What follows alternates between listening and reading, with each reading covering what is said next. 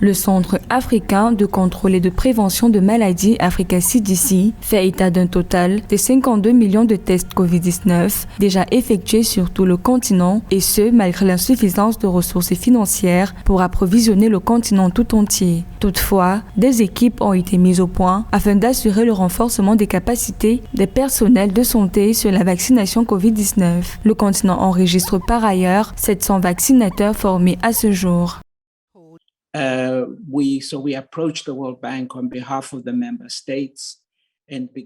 Afin de trouver le financement nécessaire pour s'approvisionner en vaccins, nous nous sommes rapprochés de la Banque mondiale au nom des États membres et nous les avons amenés à s'intéresser à notre projet, ce qui a d'ailleurs été un succès. Cependant, ce qui a été moins réussi était l'indisponibilité des vaccins. La somme d'argent que possède un pays importe peu, car il ne peut s'approvisionner en vaccins. Il est clair qu'il n'y avait pas de vaccin pour 2021. Ainsi, la plus grande opportunité que nous avons est celle de profiter des usines que nous possédons pour produire des vaccins.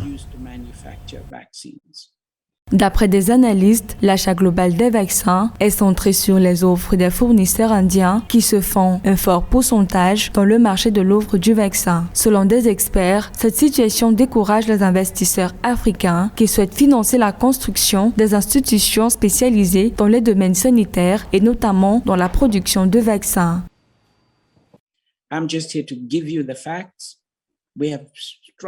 Je suis ici pour donner les faits.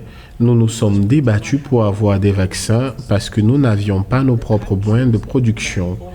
Les pays avec les moyens de production de vaccins ont émis des barrières.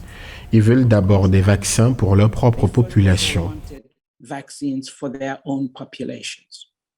D'après un envoyé spécial de l'Union africaine, l'Afrique ne parviendra à efficacement combattre le virus de la COVID-19 que si elle parvient à faire vacciner 60% de sa population. Environ 400 millions de doses ont à ce jour déjà été achetées.